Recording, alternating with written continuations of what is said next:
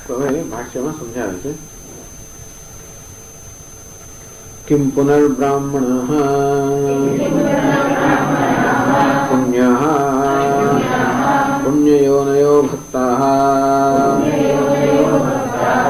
રાજર્ષયસ્તથા રાજાનશ્ચ તે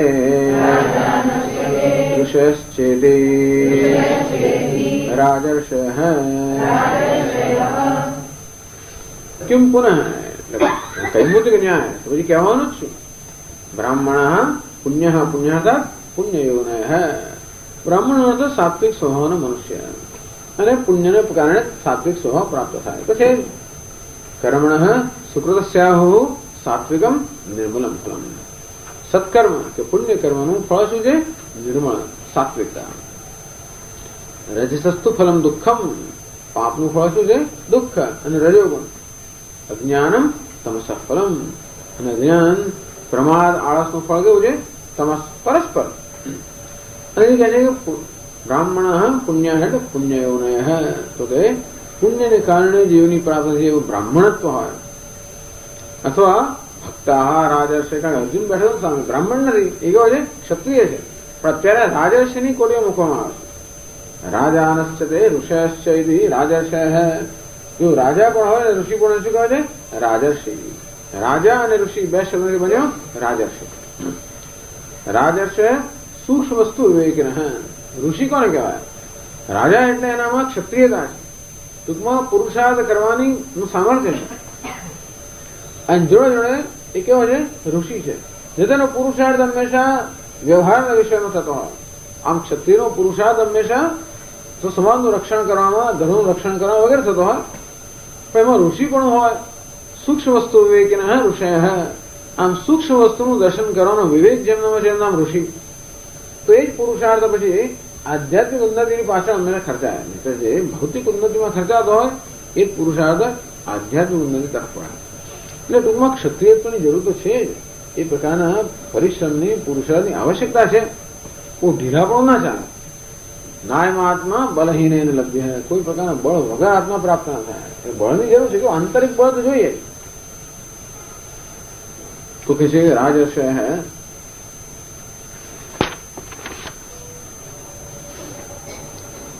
પરામ ગતિમ યાંતિ કિમ પુનઃ વક્તવ્યમ તો પછી એ લોકો પરમ ગતિને પ્રાપ્ત કરે એમાં પછી કહેવાનું અત્ર કસ્ય સંદેહ અભાવ ટૂંકમાં જયારે પાપ યોની અને પાપાચાર એ લોકો પણ પરમ ગતિને પ્રાપ્ત કરે તો પછી આ પુણ્ય યોની અને સદાચારી અને ભક્તો પરમ ગતિને પ્રાપ્ત કરે એમાં તો કોઈ સંશય હોઈ જ ના શકે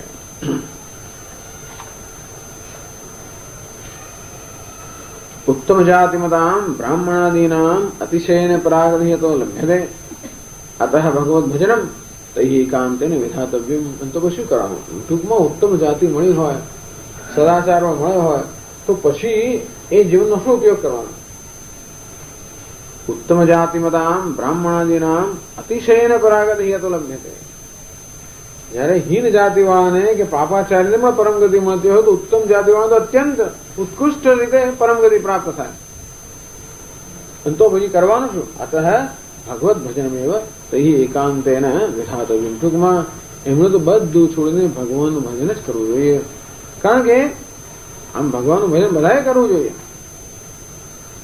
પણ જે લોકોમાં ભક્તિભાવ છે એમ તો પ્રશ્ન રહ્યો જ નથી એટલે હજી જે લોકો કદાચ ભગવાનનું ભજનમાં ક્યારે થાય આપણામાં એ પ્રકારનો ભાવ જાગૃત થાય પેલો દુરાચાર જે છે આપણા ભાવ જાગૃત થવા નથી દેતો એટલા માટે ભગવાને એમનો પહેલા ઉલ્લેખ કર્યો અપિચેત દુરાચાર એટલે દુરાચારને કારણે હૃદય એવું કઠોર થઈ ગયું હોય છે ને કે એમાં એટલે એ પ્રકારની ભાવના જાગૃત થતી નથી કદાચ જાગૃત થઈ તો પછી બધી કઠોરતા નષ્ટ થઈ જવાની છે કઠોરતા હોવાને કારણે એ પ્રકારની ભાવના જાગૃત થવી બહુ કઠિન છે પણ જે લોકો હૃદય કોમળતા છે પુણ્ય યોના એટલે કોમળ હૃદયને જન્મ્યા હોય ભક્તા આમ ભક્તિભાવને જન્મ્યા હોય એ લોકો તો હવે પછી પોતાના જીવનનો બીજો કોઈ ઉપયોગ કરવો એ કોઈ રીતે યોગ્ય છે જ નહીં એમણે તો એક જ રીતે પોતાના જીવનનો ઉપયોગ કરવો જોઈએ પેલા બધાએ ભજન જ કરવું જોઈએ પણ પેલા લોકોને ભજન માટેની એ જાતની હજી પ્રેરણા કે પ્રકારની સ્ફૂર્ણા પ્રાપ્ત થઈ નથી ત્યારે ભજનની સ્ફૂર્ણ જેમનામાં છે, એવી યોગ્યતા જેમનામાં છે, એમણે તો બીજું બધું છોડીને એ જ કરવું જોઈએ એવું ભગવાન કહે છે. બીજી પંક્તિમાં કહે છે, તો કહે છે શંકરાચાર્યજી, યતઃ એવં અતઃ અનિત્યમ ક્ષણભંગુરમ અસુખમ ચ સુખવર્જિતમ ઇમં લોકમ મનુષ્યલોકમ પ્રાપ્ય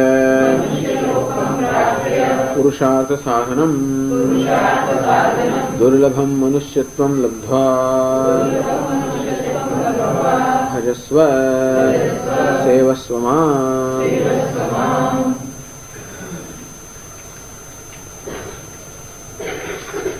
યતઃ એવં, કારણ કે આવું છે. યતઃ મદભક્તે ઈદૃશો મહિમા, કારણ કે મારી અર્જુન મારી ભક્તિનો અહો મહિમા છે. તેથી યતઃ એવં અતઃ, તેથી. અને પાછી ઉપરથી બીજું શું થયું? આ જે લોકનો અર્થ કર્યો દેહ, લોકનો અર્થ કર્યો દેહ. મનુષ્ય લોક એટલે મનુષ્ય લોક, અર્થાત મનુષ્ય દેહ પ્રાપ્ત થશે. આ ભગવાને આ મનુષ્ય દેહની પણ વિશિષ્ટતા બતાવે. અનિત્યમ અસુખમ લોકમ પ્રાપ્ય. હે અર્જુન, તું અનિત્ય અને અસુખ આ લોક અર્થાત મનુષ્ય દેહને પ્રાપ્ત થયો. પણ મનુષ્ય દેહની વિશિષ્ટતા શું છે? પુરુષાર્થ સાધનમ દુર્લભમ, દુર્લભમ માનુષમ દેહમ. આ મનુષ્ય દેહ કેવો છે? દુર્લભ છે. અને એની દુર્લભતા શેને કારણે છે? પુરુષાર્થ સાધનમ. આ એક જ એવું દેહ છે જેમાં મનુષ્ય કે જીવ, મનુષ્ય શું, જે જીવ પોતાનું પુરુષાર્થ સિદ્ધ કરી શકે, એક જ દેહ છે. તો એટલે કહે છે દુર્લભમ મનુષ્યત્વમ લબ્ધ્વા, જે અત્યંત દુર્લભ છે એવો મનુષ્ય દેહને પ્રાપ્ત કરે. ઇમમ લોકમ સર્વપુરુષાર્થ સાધનમ, સાધન યોગ્યમ અતિ દુર્લભમ છે. બધા જ પુરુષાર્થના સાધન માટે યોગ્ય સાધન આ મનુષ્ય દેહ છે. અને વળી કેવો છે? અત્યંત દુર્લભ છે. તો કોઈને થાય કઈ વાંધો નહીં, હવે એ તો બહુ વાર છે ને, તો આપણે નાના જ છે, તો બહુ વાર છે, તો છે ને પછી કરીશું. એટલે અનિત્યમ, અનિત્યત્વ, અનિત્યમ હોવાને કારણે ભવિષ્યમાં કરીશ એવું ન થવું જોઈએ. એટલે અનિત્યમિતિ, અને એને કાલાંતરે ભજન કરીશ્યામિ વારિતમ. ભગવાન કરીશું ભજન, તો કે અનિત્યમ, એ ક્ષણભંગુરમ, ક્યારેય નષ્ટ થઈ જશે કઈ કહેવાની. ટૂંકમાં મનુષ્ય દેહ જે છે, દુનિયામાં બધી વસ્તુ એવી છે, મનુષ્ય દેહ શા માટે? પણ આ દુર્લભ વસ્તુ છે. એટલે દુર્લભ વસ્તુઓને હંમેશા આપણે સાચવીને રાખવાનું હોય. બીજી ગમે તે વસ્તુ ભલે અથડાયા કરતી હોય ઘરની અંદર, પણ જે મૂલ્યવાન હોય એને આપણે સાચવીને રાખી દેવાનું. આ કેવું છે? મૂલ્યવાન રત્ન સમાન છે, એને સાચવવું જોઈએ. અને કેવું છે વળી? અનિત્ય છે, ક્ષણભંગુર છે, કઈ ક્ષણે એનો નાશ થઈ જશે એ કહેવાય નહીં. નલિની દલગત જલમ અતિ તૈલમ તદ્વત જીવિતમ અતિશય ચપલમ. શંકરાચાર્ય કહે છે કે જેવી રીતે કમાના પત્ર પર રહેલું જળનું બિંદુ કેવું અસ્થિર છે, કેવું ચંચળ છે, ક્યારે ગબડી પડે કહેવાય નહીં. તદ્વત જીવિતમ અતિશય ચપલમ. અને એ રીતે આ જીવન જે છે અત્યંત ચપળ કે અત્યંત ચંચળ છે. એટલે ભગવાને તરફ ધ્યાન દોરી કે અર્જુન અમુક વિલંબ ના કરે. આટલું પતાવી દો તો આટલું પતાવી દો તો આટલું પતાવી દો તો આટલું પતાવી દો તો આ બધું થઈ જાય, સ્વામી બરોબર વ્યવસ્થા થઈ જાય, આટલા પૈસા ભેગા થઈ જાય, આમાંથી બધા બહુ સિન્સિયર હોય છે. નથી હોતા એમને પ્લાન આવી તો કરતા બસ હું આટલું કરી લઉં, આટલા વર્ષો આટલું કરી લઉં, પછી આમ થઈ જશે. એ કઈ ભલે થશે, નહીં થાય એમ નથી કહેતો, પણ એ થાય તો જ થાય એવું નથી. ટૂંકમાં આ કરતા કરતા પણ આ ભજન તો કરવાનું છે. ભલે બીજા એક પ્લાન કરવો એ કર્યા કર, પણ આ ભજન માટે વળી તું એને પોસ્ટપોન ના કરી શકતા, એને તું વળી મુલતવી ના રાખશે. બધું આ બાબત મુલતવી રાખશે. અને બીજી કશી વસ્તુ સામે મુલતવી ના રાખે, એક જ વસ્તુ મુલતવી રાખે. પછી કરી લઈએ પૂજા કરવાની, પછી આટલું પતાવેલું આટલું પતાવેલું, એ હંમેશા મુલતવી રહ્યા કરતો હોય છે. બીજી કોઈ વસ્તુ આપણે મુલતવી રાખતા હોતા નથી. બીજી વસ્તુનું મહત્વ આપણે જાણીએ, એનું મહત્વ જાણતા નથી. વસ્તુ એવી છે ને કે મને ખબર છે કે નહીં ખાવ તો શું થશે, નોકરી શું થશે, ફલાણું કરે તો શું થશે, નહીં કરું તો એ બધાનું મહત્વ જાણીએ છીએ. હું પૂજા નહીં કરું તો શું થશે એનું કઈ મહત્વ છે નહીં, એ દેખાતું નથી. કરવાથી કશું થતું નથી, નહીં કરવું તો કઈ નહીં થાય. તેથી ટૂંકમાં જે સૂક્ષ્મ વસ્તુનું મહત્વ પણ ન જણાવવા માટે હંમેશા એ મુલતવી રહ્યા કરતી હોય. અને સ્થૂળ વસ્તુ છે જેનું સ્થૂળ મહત્વ છે એ અત્યંત આપણને પ્રત્યક્ષ હોવાને કારણે એ વસ્તુઓ જેનું મહત્વ પ્રાપ્ત કર્યા જ કરતી હોય છે. અને માટે ભગવાન કહે છે કે તું આને મુલતવી ના રાખે. એટલે અનિત્યમ એમ કે કાળાંતરે તો ભજનમ કરીશ, ભવિષ્યમાં આપનું ભજન કરીશ તો કે નહીં. અસુખમ, અસુખમ એટલે શું? અસુખત્વાચ સુખાર્થમ ઉદ્યમમ ચ માકાશી. ભાઈ અસુખમ, આ જીવનમાં કોઈ પ્રકારનું સુખ નથી, એ પણ સમજી લે. પણ ભગવાન એવું બનાવેલું, ભગવાન જાણે છે ને, ભગવાન કેમ બનાવે એવું છે કે કોઈ જગ્યાએ તેને સુખ મળવાનું નથી. કદાચ સુખનો થોડો આભાસ થાય, પરંતુ જરાક અંદર પ્રવેશ કરીશ કે તરત એનો મૂળ સ્વભાવ જાહેર થઈ જશે. ભગવાને જાણે છે ને એટલા માટે બને છે કે માણસને ફસાઈ ના જાય, નહીં તો ભગવાન સમક્ષ શું આવે જ ને. અને એટલા માટે અસુખમ, ભગવાન કહે છે આ જીવનમાં સુખ નથી. જન્મ મૃત્યુ જરા વ્યાધિ શરીરની અંદર પણ એવું છે. અને એટલે જ શંકરાચાર્ય પણ આગળ કહ્યું કે વિદ્ધિ વ્યાધિ અભિમાનગ્રસ્તમ લોકમ શોક હતમ કે સમસ્તમ. જો આમાં વ્યાધિ અને અભિમાનથી ગ્રસ્ત છે, ટૂંકમાં દરેક જે વ્યાધિ અને અભિમાન આ બે વસ્તુનો જ પ્રભાવ છે. લોકમ શોક હતમ તે સમસ્તમ, અને બધા લોકો શોકથી જ હત થયેલા છે. બધી જગ્યાએ શોક સિવાય કઈ છે જ નહીં.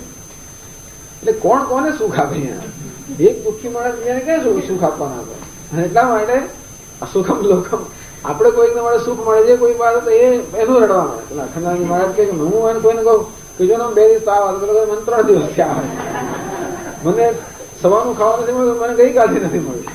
આમાં એવું હોય છે, આપણે કોઈને કશું કહે કે હા મને જ આવું, એટલે ટૂંકમાં આપણી વાત સાંભળો તૈયાર કરે.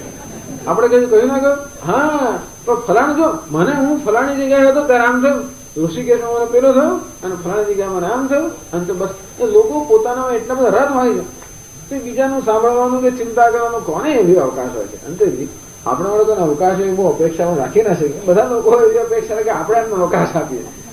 અંતેથી આ સુખમ, ટૂંકમાં આ જગતની અંદર, અને એને માટે જગતનો કોઈ તિરસ્કાર નથી, આ સ્વભાવ છે. એમાં દુઃખી ના થવું જોઈએ, એમાં કોઈને તિરસ્કાર કે કોઈને દોષ ના આપવો જોઈએ, આ સ્વભાવ છે. હવે આપણને જુદી વસ્તુ એ સ્વભાવથી મળે.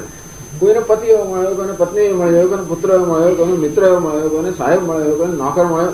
દરેક કશું તો મળે જ, દરેકે દરેક. કોઈને ગુરુ એવો મળે, કોઈને શિષ્ય એવો મળે, શીખવો. એટલા માટે કશું નું કશું મળ્યા જ કરતું હોય. આ સુખમ એટલે દુઃખ સ્વભાવ તો ક્યાંકથી ને ક્યાંકથી વ્યક્ત થયા જ કરતા. यह चेद अवेदित अथ सत्यमस्ति, नो चेद अवेदित महती विनष्टि. यह चेद अवेदित માટે અહીં છે, આ મનુષ્ય દેહમાં છે, અને જો જ્ઞાન પ્રાપ્ત થયું અથ સત્યમસ્તિ, તો જીવન સાર્થક થયું. નો ચેદ અવેદિત यह अवेदित महती विनष्टि, તો મહાન વિનાશ જાણે કે રાહ ના જો રહ્યા હોય એમ ભગવાન એક ઇમરજન્સ તાકીદ બતાવે છે. એટલે પુરુષાર્થ સાધનમ મનુષ્ય લોકમ દુર્લભમ મનુષ્યમ લબ્ધ્વા ભજસ્વ સેવસ્વ મામ. હે અર્જુન, મારું ભજન કર, મારું સેવન કર. અન્યથા એટલે મત ભજન એને આત્માનમ સફલમ કુરુ માટે. અને તું તો અર્જુન રાજર્ષિ છે. ત્વમ ચ રાજર્ષિ ત્વમ ઇમમ આ દેહ પ્રાપ્ત, એમ કે અર્જુનને બતાવે છે. અને રાજર્ષ દેહ મત સન્નિધિ યોગ્ય મત દુર્લભમ. હે અર્જુન, તું તો ખાસ છે, તને તો ટૂંકમાં ભગવાન ભગવદ્ ગીતાના બધા શ્રોતાઓને કહે છે. એટલે અર્જુન શ્રોતા છે એવું નહીં, ભગવદ્ ગીતાના બધા શ્રોતાઓને કહે છે કે તું તો રાજર્ષિ છે. એના માટે આ દુર્લભ દેહ પ્રાપ્ત થયો, આ પ્રકારની તક પ્રાપ્ત થઈ. અને પછી જેનું બીજું કશું તારે જેનું બીજું પ્રાયોરિટી હોય, અથવા કોઈ વસ્તુનું મહત્વ હોય, એ કોઈ યોગ્ય નથી. ભજો સ્વર્થ મારું ભજન દીધા એમ કરીને તદ ભજને પ્રયતવ્યમ. ભગવાન કીધું કે આ ભગવાનના ભજન માટેનો પૂરેપૂરો પ્રયત્ન થવો જોઈએ. ભગવત ભક્ત ઇત્થમ ભાવમ પૃચ્છતિ. ભગવાન કેમ ભજન કરવું, કેવી રીતે ભજન કરવું, તો ભગવાન 14 શ્લોકમાં એ બતાવે છે.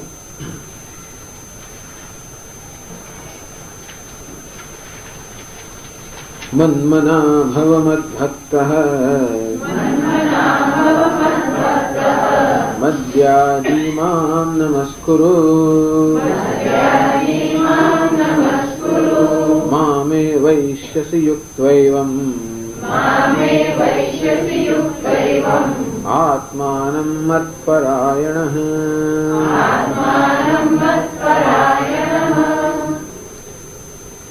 ભજસ્વમાં મારું ભજન કરે. પ્રશ્ન કેમ ભજન કરવું, ભગવાનનું કેમ ભજન કરવું, એનો પ્રકાર બતાવે છે. મન મના ભવ, અર્થાત તારું મન પણ મારામાં સમર્પિત કરે છે. મત ભક્તો ભવ, ભજન પણ મારું કારણ. મધ્યાજી ભવ, યજન પૂજન પણ મારું જ કરે. મામ નમસ્કુરુ, નમસ્કાર પણ મને જ કરે.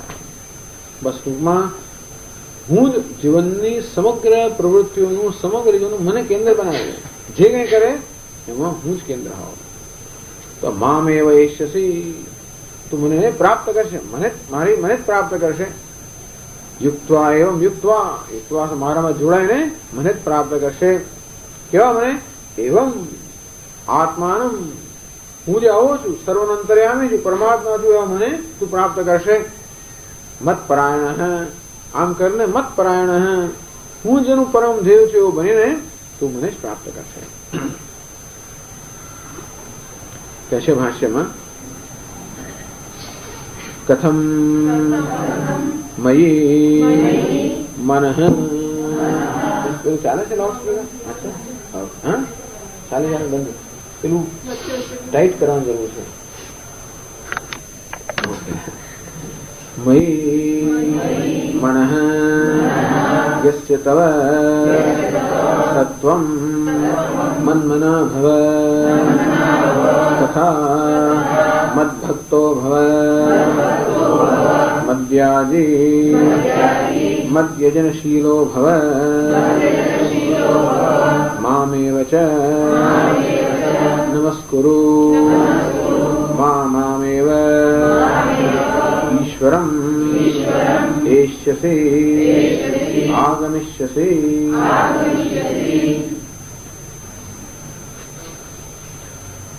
મયી મનઃ યસ્ય તવ સત્વમ મન્મનઃ, મન્મના ભવ. મન્મના એટલે મન, એટલે કે મારામાં જેનું મન છે એનું નામ મન્મના. મયી એવ મન યસ્ય ન પુત્રાદૌ સમન્મના. ટૂંકમાં જેનું મન મારામાં છે, ઈશ્વરમાં છે, પુત્ર વગેરેમાં નથી. પુત્ર એટલે કે સંસારની બીજી કોઈ સિદ્ધિઓમાં જેનું મન નથી, પરંતુ મારામાં છે. શું થાય છે કે ભગવાનનું ભજન કરીએ ખરા, પણ મન બીજે ક્યાં ફરવા છે. અંતેથી ભગવાન કહે છે કે હું પરમેશ્વર છું, એમાં જ એનું મન છે. મય્યેવ મનાધત્સ્વ મયી બુદ્ધિ નિવેશ. બસ આ જ વસ્તુ ત્યાં ગઈ. નિવશિષ્યસી મય્યેવ અત ઉદ્ભન્ન સંશય. તારું મન પણ મારામાં સ્થાપિત કર, બુદ્ધિ પણ મારામાં કેન્દ્રિત કર.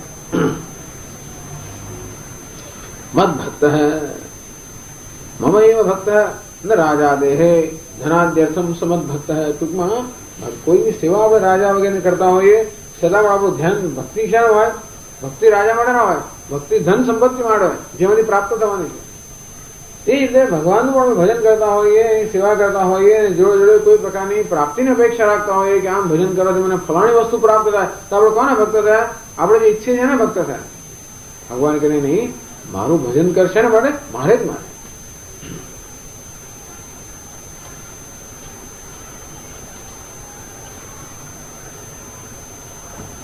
પછી કહે છે મધ્યાજી મધ્યજનશીલો ભવ.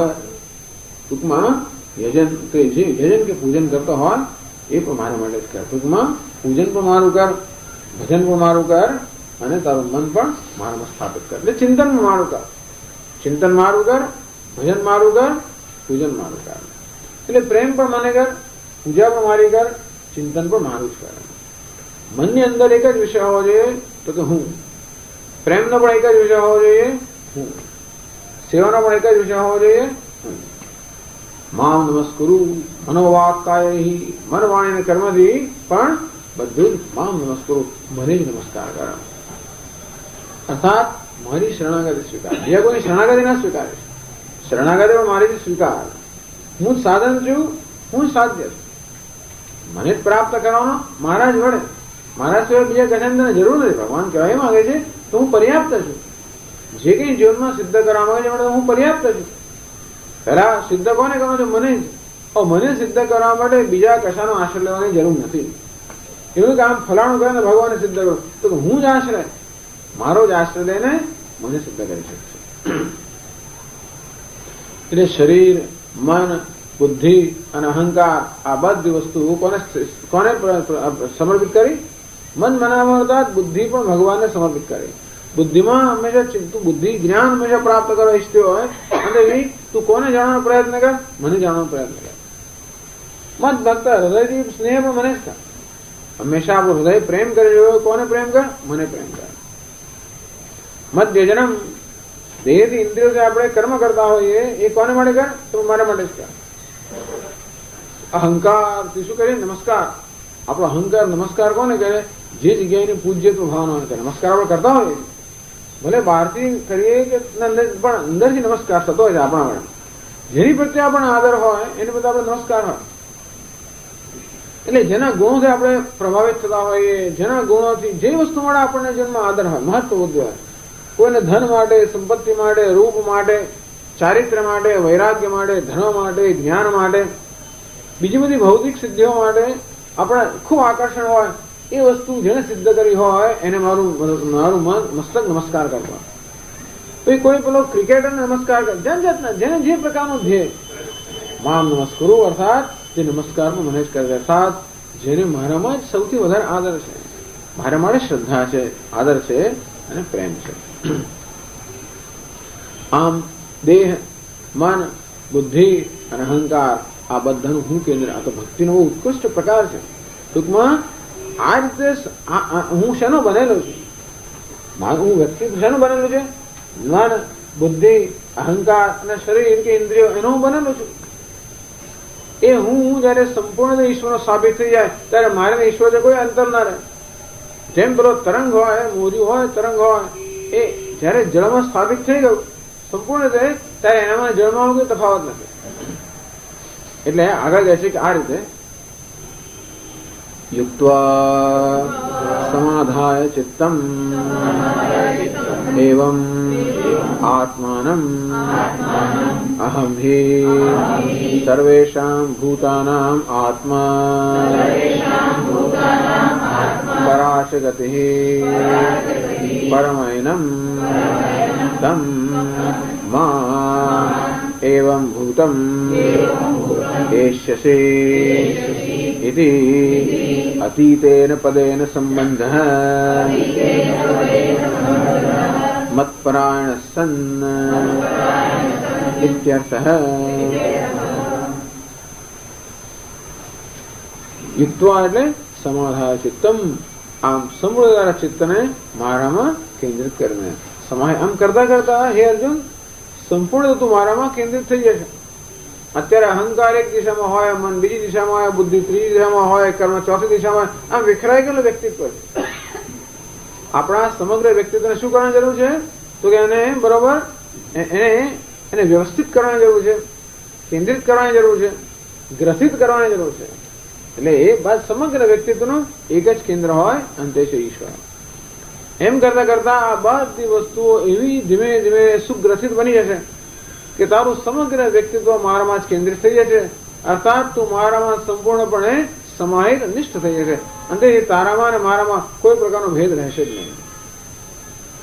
જો કોઈ વસ્તુ તને ને મને જુદા પાડતી હોય તો માત્ર આ અહંકાર, મન, બુદ્ધિની અંદર અહમભાવ એને એ સ્વતંત્ર છે મારાથી.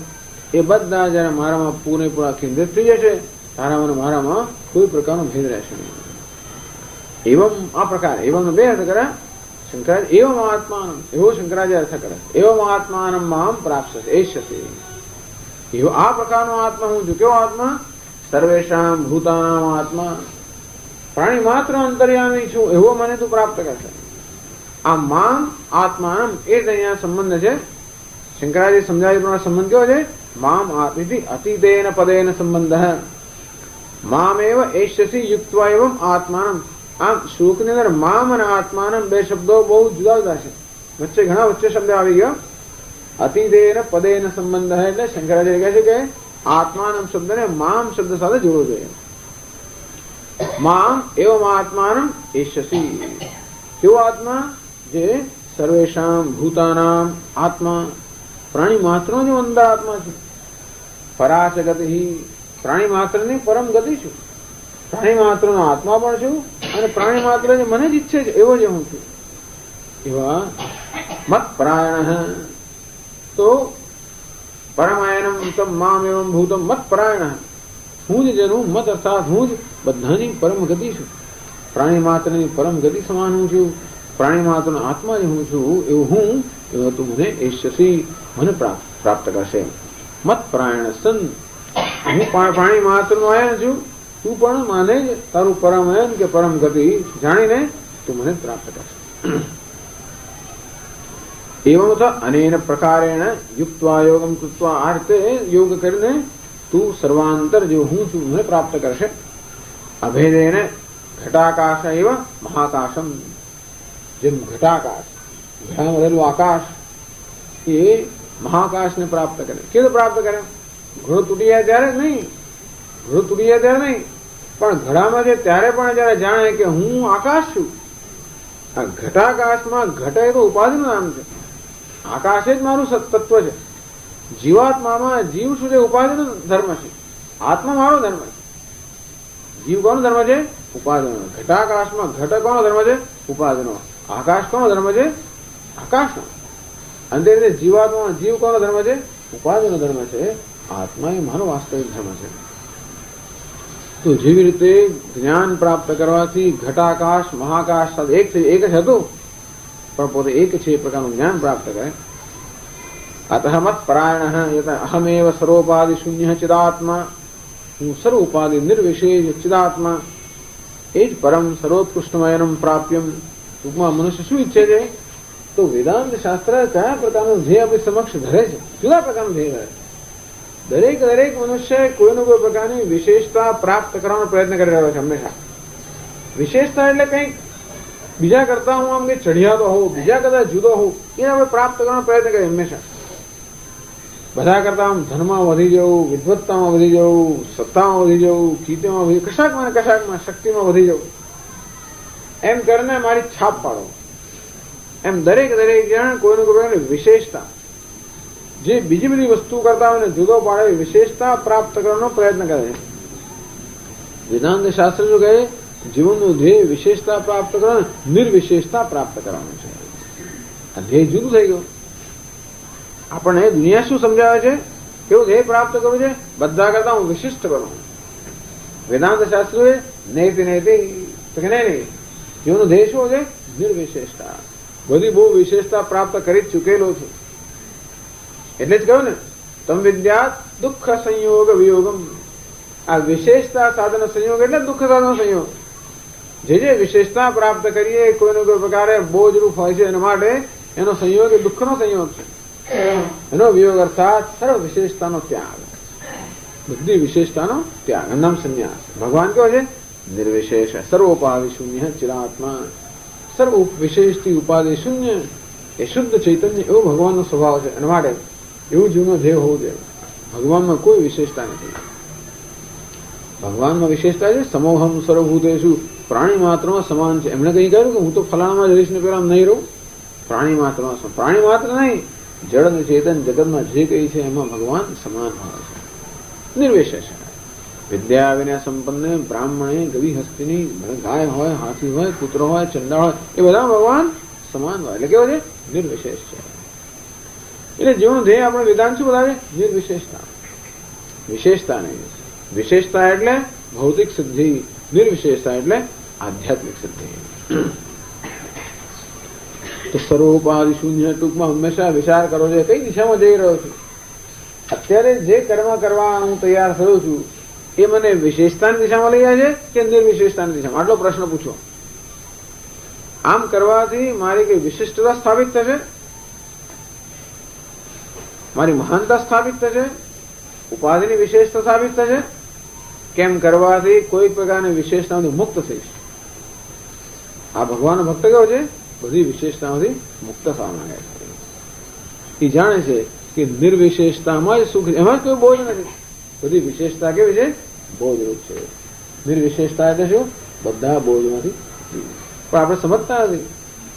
આપણને એમ કે જેટલી વિશેષતા પ્રાપ્ત કરું એટલો હું બરાબર સલામત બનું, એમ કરીને બોજ આપણે વધારતા જઈએ છીએ અને વધારે વધારે દુઃખી થતા જઈએ છીએ. નિર્વિશેષતા એટલે બધા બોજમાંથી મુક્તિ. યથા નદ્ય સિંધમાના સમુદ્રે અસ્તમ ગચ્છન્તિ નામ રૂપે વિહાય તથા વિદ્વાન નામ રૂપાદ વિમુક્ત પરાત પરમ પુરુષમુપૈ દિવ્યમ. યથા સિંધમાના નદ્ય, જેમ એકદમ વહી રહેલી નદીઓ સમુદ્રમ પ્રાપ્ય અસ્તમ ગચ્છન્તિ નામ રૂપે વિહાય, સમુદ્રને પ્રાપ્ત કરી નદીનો અસ્ત થઈ ગયો, વિશેષતા જવા દીધી. નદીનો ક્યારે ઉદ્ધાર થયો? નદીએ જયારે બધી વિશેષતાનો ત્યાગ કર્યો ત્યારે. જ્યાં વિશેષતા જાળવી રાખે ત્યાંથી આ ગંગા છે, આ યમુના છે, આ નર્મદા છે, બિચારી દોડતી ને દોડતી, મર્યાદિત ને મર્યાદિત, નામ રૂપે વિહાય. તો પછી અસ્તમ ગચ્છંતી, નામ રૂપે વિહાય, નદીનો અસ્ત થઈ ગઈ, બધી વિશેષતાને ત્યાગી દીધી. કેવી વિશેષતાથી? નામ અને રૂપની વિશેષતાનો ત્યાગ કર્યો. તો શું બની ગઈ? સમુદ્ર ઇત્યેવમ પ્રોચ્યતે. વિશેષતાનો ત્યાગ કર્યો તો શું બની? સમુદ્ર બની ગઈ. જલ્પ હજી કઈ બની ગઈ? અનંત બની ગઈ. અલ્પમાંથી અનંત બનવાની એક જ પ્રક્રિયા. અને કઈ? જે અલ્પતાને વળી ગયા છે એ અલ્પતાને છોડી દેવી. તથા વિદ્વાન નામ પણ કોણ આવું કરી શકે? વિદ્વાન જ કરી શકે. આ નામ રૂપાની મુક્ત થવાનું શું જોઈએ? જ્ઞાન જોઈએ. આ જ્ઞાનથી અજ્ઞાનથી નામ રૂપને જોડાઈ ગયા છે અને તેથી જ્ઞાનથી જ નામ રૂપમાંથી મુક્ત થવાય. તથા વિદ્વાન નામ રૂપાદ મુક્ત. નામ રૂપમાં અભિમાન છે મુક્ત થઈને પરાત્પરમ પુરુષમોપાય દિવ્યમ, પરાત્પર માયાથી પણ પર દિવ્ય જે પુરુષ કે પરમાત્મા છે એને પ્રાપ્ત કરે છે, જે નદી સમુદ્રને પ્રાપ્ત કરે. એટલે ભગવાન મામેવ એષ્યસી, હે અર્જુન તું મને જ પ્રાપ્ત કરશે. પાછળ 18મા અધ્યાયમાં આ શ્લોક ભગવાન કહે છે, મન્મના ભવ મદ્ભક્ત મધ્યાજી મામ નમસ્કુરુ મામેવ એષ્યસી સત્યમ તે પ્રતિજાને પ્રિયોસી મે. હું પ્રતિજ્ઞા, ત્યાં ભગવાન બધે પ્રતિજ્ઞા કરે છે. અહીં ભગવાન શું કહે છે? કૌંતેય પ્રતિજાની, તું પ્રતિજ્ઞા કર. ત્યાં ભગવાન કહે છે પ્રતિજાન, હું પ્રતિજ્ઞા કરું છું. પ્રિયોસી મે, તું મને પ્રિય છે, મારી પ્રતિજ્ઞા સત્ય છે, તો તું મને પ્રાપ્ત કરશે. અને હું તને જ કહું, કેમ? તું મારો પ્રિય છે. એટલે આ બહુ મહત્વનો શ્લોક છે. 9મા અધ્યાય બરોબર મધ્યમાં, ગીતાની મધ્યમાં આવેલો છે. જો ભગવાન 18મા અધ્યાયને પણ આ જ શ્લોક પાછો 2 શ્લોકની અંદર સમગ્ર ગીતાનો સાર ભગવાન કહે છે. અને એક શ્લોક આ અને બીજો સર્વધર્માન પરિત્યજ્ય. બસ આ 2 શ્લોક, એકમાં ભક્તિ અને બીજામાં જ્ઞાન. ભક્તિ એકમાં સમર્પણ, બંને પ્રકારનું સમર્પણ. આ સમર્પણની એક કક્ષા, પેલી સમર્પણની અંતિમ કક્ષા, અથવા તો આની જ વ્યાખ્યા પેલી જે કહેવાય કહી શકાય. નાતે ભગવાનનું ભજન ભજસ્વમાં, મારું ભજન કરાય. કહે છે મધુસૂદન સરસ્વતીજી, એટલે કહે છે મામ એવ પરમાનંદ ઘનમ સ્વપ્રકાશમ સર્વોપદ્રવ શૂન્યમ અભયમ એષ્યસી પ્રાપ્સસી. હું કોણ છું? તો કે પરમાનંદ ઘનમ, આનંદ ઘન, સ્વપ્રકાશમ. એ આનંદ માટે કશા પર આધાર રાખવાનો છે ને? આનંદ કહો સ્વપ્રકાશિત આનંદ, એટલે સ્વ પ્રયત્ન રહિતનો આનંદ. સર્વોપદ્રવ શૂન્યમ, અને બધા ઉપદ્રવથી રહિત. અત્યારે જે સુખ મળે એમાં કઈ ઉપદ્રવ રહેલો છે. જે કઈ સુખ આપણે મળે જીવનમાં, ભૌતિક સુખ બધામાં કઈ ને કઈ ઉપદ્રવ હોય જ. તો પણ સુખ મફત આવતું નથી. એ કોઈ ને કોઈ પ્રકારે કિંમત ચૂક્યા પછી જ મળતું હોય છે. એટલે કઈ ઉપદ્રવ હોય જ. આ કેવું છે? સર્વ ઉપદ્રવ શૂન્યમ અભયમ. જેવું કોઈ પ્રકારનો ભય નથી. આ સુખમાં ભય છે કે જતું રહેશે, જતું રહેશે, જતું રહેશે. આ કેવું છે? અભયમ, ભય રહિત. અભા તું મને પ્રાપ્ત કરશે. એટલે આ અધ્યાયના અંતમાં મધુસૂદન સરસ્વતીજી એક સુંદર શ્લોક લખે છે. શ્રી ગોવિંદ પદારવિંદ મકરંદાસ્વાદ શુદ્ધાશયા સંસારાંબુધિમુત્તરંતિ સહસા પશ્યન્તિ પૂર્ણમ મહ. શ્રી ગોવિંદ પદારવિંદ મકરંદ આસ્વાદ શુદ્ધાશયા. જેમનો આશય હતા, જેમનું અંતઃકરણ શુદ્ધ બન્યું છે. આ ભક્તો જેમનું અંતઃકરણ શુદ્ધ બન્યું. કેમ શુદ્ધ બન્યું? આસ્વાદ હતી. કયા આસ્વાદી? મકરંદ આસ્વાદ, મધના આસ્વાદથી. કયો આસ્વાદ? શ્રી ગોવિંદ પદારવિંદ મકરંદ. શ્રી ગોવિંદના ચરણ કમળમાં હંમેશા મકરંદ મધ હોય ને, તો ભગવાનના ચરણ કમળમાં જે મધ છે એના આસ્વાદથી જેના હૃદય શુદ્ધ બન્યા છે. સંસારાંબુધિ ઉત્તરંતી. એ સંસાર અંબુધિ અર્થાત સંસાર સમુદ્રને ઉત્તરંતી, એ લોકો તરી જાય છે. સહસા પશ્યંતિ પૂર્ણમ, સહસા અને શીઘ્ર એ લોકો પૂર્ણમ, પૂર્ણ તેજોમય અથવા ચિદાનંદ ઘન પરમાત્મા છે એનું સહસા પશ્યંતિ, એને આત્મદયા દર્શન કરે છે. વેદાંતિ અવધારયંતિ પરમમ શ્રેયસ્થિજંતિ ભ્રમમ. વેદાંતે હિ પરમમ અવધારયંતિ. આ વેદાંત છે. પહેલા ભગવાનના ચરણ કમળના મકરંદના આસ્વાદથી શુદ્ધ જેનું હૃદય થયું, જે લોકો વેદાંતની મદદથી સહસા એ પરમ જે સંસાર સાગરને પાર કરે ને, પૂર્ણ જે મહા અર્થાત પૂર્ણ તે સ્વરૂપ પરમાત્મા છે એને વેદાંતની મદદથી પ્રાપ્ત કરે છે. અવધારયંતિ પરમમ શ્રેય, અને પરમ શ્રેય છે અર્થાત પરમ જે કલ્યાણ છે એ કલ્યાણને ધારણ કરે છે. તે ભ્રમ છે એનો ત્યાગ કરે છે. દ્વૈતમ સ્વપ્ન સમમ વિદંતી, આ દ્વૈત છે એને કેવું જાણે છે? સ્વપ્ન સમમ વિદંતી. આ સમગ્ર દ્વૈત અર્થાત જીવ અને ઈશ્વર વચ્ચેનો ભેદ એ તો સ્વપ્ન સમાન છે. વિમલામ વિંદંતી ચાનંદતામ, અને વિમળ જે નિર્મળ આનંદ છે એ આનંદની સ્થિતિને પ્રાપ્ત કરે છે. અને શ્રીધર સ્વામી લખે છે નિજમ ઐશ્વર્યમ આશ્ચર્યમ ભક્તેશ્ચાદ્વૈભવમ નવમે રાજ ગુહ્યાખ્યે કૃપયાવોચદચ્યુત. નિજમ ઐશ્વર્યમ આશ્ચર્યમ, એ કહે છે કે ભગવાને પોતાનું આશ્ચર્યમય ઐશ્વર્ય પ્રગટ કર્યું. એમણે પોતાનું અહમ ક્રતો અહમ યજ્ઞ સ્વદાહમ એમ કરીને ઐશ્વર્ય પ્રગટ કર્યું. નચ મસ્તાની ભૂતાની પશ્ચિમે યોગમૈશ્વરમ, આ બધા મારામાં છે, હું એમનામાં નથી, કોઈ મારામાં નથી. હે અર્જુન, મારું આ ઐશ્વર્ય યોગ તું જો એમ પોતાનું ઐશ્વર્ય બતાવ્યું. હું જ બધું છું, હું સર્વનો આત્મા એમ કઈ ઐશ્વર્ય બતાવ્યું. મારી ભક્તિનું મહાત્મ્ય સામે કરીને પણ પોતાનું ઐશ્વર્ય બતાવ્યું. અદભુતમ. તો નિજમ ઐશ્વર્ય, પહેલા ભગવાને પોતાનું ઐશ્વર્ય બતાવ્યું. ભક્તેશ્ચ અદભુત વૈભવ, પોતાની ભક્તિના અદભુત વૈભવને બતાવ્યું. બે વસ્તુ બતાવી, પોતાનું ઐશ્વર્ય બતાવ્યું અને ભક્તિના અદભુત વૈભવને બતાવ્યું. નવમે રાજગુહ્યાખ્યે, આ નવમાધ્ય નામ છે રાજવિદ્યા રાજગુહ્ય યોગ. બસ એ તો ખાલી આ શ્લોકની અંદરના શબ્દોને લઈને જ નામ આપ્યું. કૃપયા આવોચત અચ્યુત. અચ્યુત ભગવાને અત્યંત કૃપાપૂર્વક પોતાનો ઐશ્વર્ય અને પોતાની ભક્તિનું જે ભક્તિનો મહાન વૈભવ છે એનું અહીંયા નિરૂપણ કર્યું. રાજવિદ્યા, વિદ્યા કેવી છે? વિદ્યાઓમાં રાજા સમાન, અત્યંત દીપ્તિમત. રાજયોગ્યમ, બધી ગોપનીય વસ્તુઓમાં પણ રાજા સમાન. શ્રેષ્ઠ ઉત્તમ રહસ્ય અને સર્વશ્રેષ્ઠ જ્વલંત વિદ્યા રાજવિદ્યા રાજગુહ્ય એ આધ્યાયનું નામ છે. ઓમ તત્સત. ઇતિ શ્રીમદ્ભગવદ્ગીતાસુ ઉપનિષત્સુ બ્રહ્મ વિદ્યાયામ યોગશાસ્ત્રે શ્રીકૃષ્ણાર્જુન સંવાદે રાજવિદ્યા રાજગુહ્ય યોગો નામ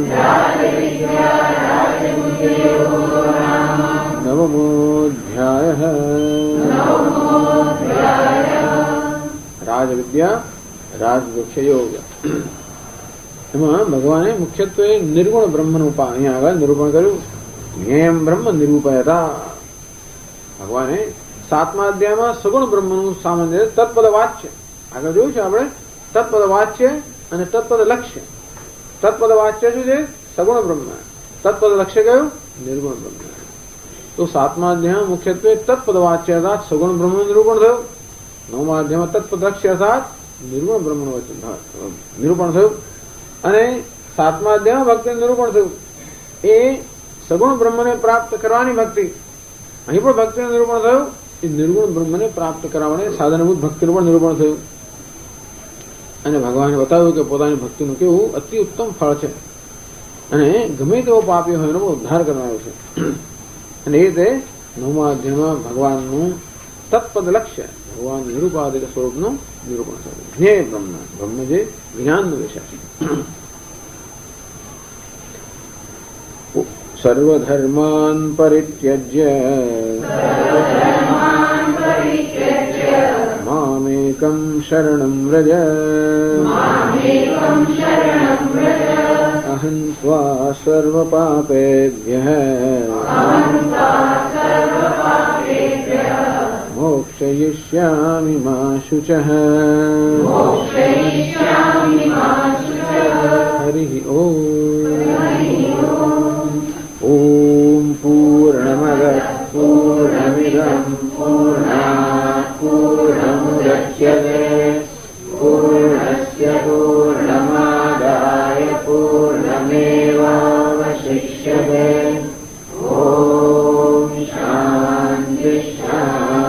शान्तिः।